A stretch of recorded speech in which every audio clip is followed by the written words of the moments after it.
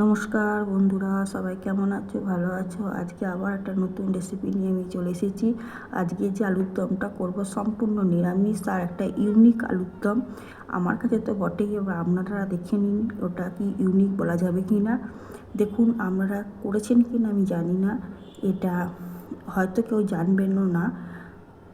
তাহলে দেখে নিন প্রসেসটা। প্রথমে আমি দেখুন মেথিগুলোকে তেলের মধ্যে ছাঁকনির সাহায্যে ওটা ফ্লেভারটা নেবার জন্য এইভাবে করেছি। যদি আপনারা মনে করেন যে না, তুলে ফেলে দিতে পারবেন, তাহলে তেলের মধ্যে ডাইরেক্ট দিয়ে দিতে পারেন, কিন্তু ওটা অসুবিধা হয় পরবর্তীকালে তুলতে, সেই জন্য আমি এরকম করে রেখেছি। কাঁচা লঙ্কা, আদা, টমেটো নিয়ে নিয়েছি।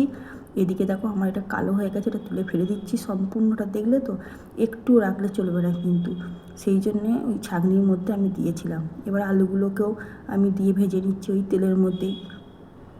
দেখো, কাঁচা লঙ্কা, শুকনো লঙ্কা, আদা, আর কিন্তু জিরে লাগবে না। আর টমেটো কোটাকে এই আলুর সাথেই ভেজে নেবো একসাথে। দিয়ে ভালো করে ভাজা হয়ে গেলে তখন মশলাটা আমি দিয়ে দেবো।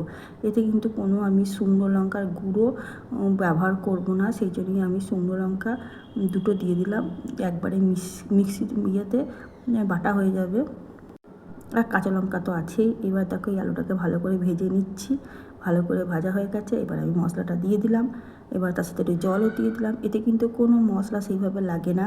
বারবার বলছি, এটাতে কিন্তু জিরে দেবেন না বা ধনে কোনো কিছুই দেবেন না, শুধু একটু আদা, কাঁচা লঙ্কা আর শুকনো লঙ্কা, আর নুন হলুদ তো যেমন লাগে সেটাই দেবেন।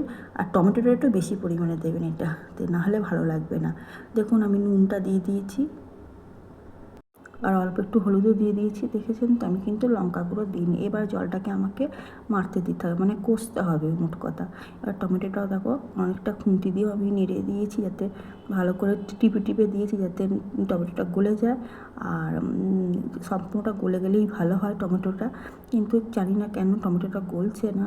যাই হোক, শেষ পর্যন্ত চেষ্টা করবই টমেটোটাকে গলাবার জন্যে। দেখো জলটা মরে গেছে, এবার শুকনো শুকনো মতো হয়ে গেছে, আর তেলও ছেড়ে দিয়েছে। এবার আমি অল্প একটু জল দিয়ে দেবো যাতে আলুটা সিদ্ধ হয়ে যায়। তোমরা চাইলে প্রেসার কুকারে আগে আলুটা সিদ্ধ করে নিতে পারো, কিন্তু আমি করিনি।